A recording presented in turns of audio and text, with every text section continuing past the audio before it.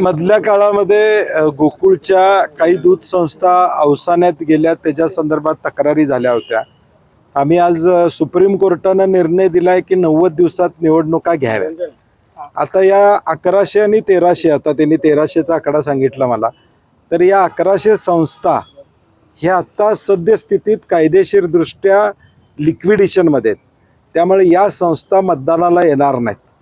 त्यामुळं आमची विनंती यांना होती की लवकरात लवकर यांचं हिअरिंग संपवा.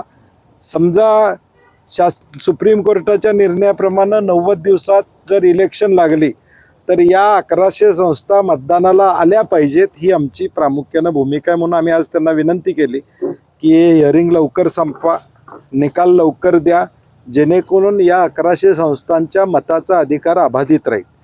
नाहीतर शासन आत्ताची कायदेशीर परिस्थिती बघितली तर या 90 दिवसाच्या प्रक्रियेमध्ये या संस्था येऊ शकत नाहीत.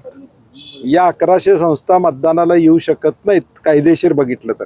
त्यामुळे आमची विनंती आहे की लवकरात लवकर हिअरिंग संपवा आणि या 1100 संस्था 100% मतदानाला येतील, एवढी आमची अपेक्षा आहे. संस्था कुणाचे ते आम्हाला त्याच्याशी घेणदेण नाही, परंतु लोकशाहीमध्ये मताचा अधिकार राहिला पाहिजे त्या संस्थेचा, ही आमची भूमिका आहे.